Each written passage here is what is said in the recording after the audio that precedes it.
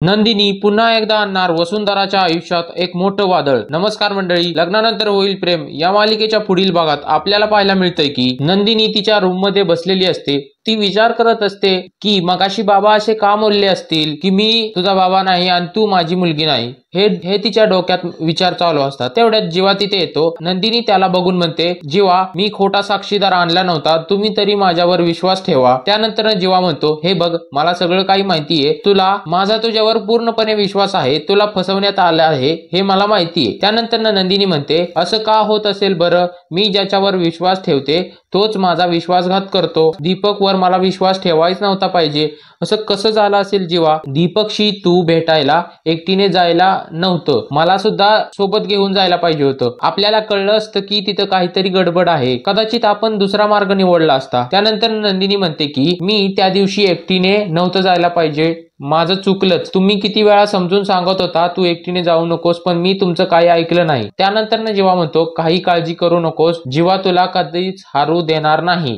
तेवढ्यात नंदिनी म्हणते की जीवा, माझ्या बरोबर बाबा कधीच बोलणार नाहीत का? कारण ते बोललेत की मला बाबा म्हणू नकोस, हा हक्क माझ्याकडून काढून घेतलाय त्यांनी। हे ऐकून जीवा म्हणतो, अगं ते रागात बोललेत, कारण त्यांच्या बहिणीवर आपण आरोप केलेत ना, त्याच्यामुळे त्यांना राग आलेला आहे। त्यांना थोडा वेळ देत, सगळं काही नीट होईल, ते स्वतःहून तुझ्याशी बोलतील। हे सांगून जीवा तिकडून निघून जातो। त्यानंतर नंदिनी विचार करत असते की किती लवकर गोष्टी बदलल्या। दीपकने त्याचा शब्द असा अचानक का बदलला असेल बरं? माझ्या विरोधात वसू आत्याने एवढे सगळे पुरावे कधी गोळा केले? तेवढ्यात तिकडे वसू आत्या आणि रम्या येतात। वसुंधरा म्हणते की मी सांगते त्या अगोदर आपल्या चॅनलला आता सबस्क्राईब करा आणि नोटिफिकेशन बेल ऑन करा। त्यानंतर रम्या आणि वसुंधरा नंदिनीकडे येतात। नंदिनी म्हणते की आजपर्यंत तुम्ही संयमी आणि सोज्वळ नंदिनी बघितली, पण आता माझ्यातली खरी नंदिनी बघाल। तुम्ही एकमेकींना धरून उभा राहा, कारण आता वादळ येणार आहे। तेवढ्या तिकडे आपल्याला बघायला मिळते की विक्रमसाठी नंदिनीने पोहे बनवले आहेत। ती टेबलवरती त्यांच्या शेजारी ते पोहे ठेवते। तेवढ्यात मालिनी म्हणते की नंदिनीने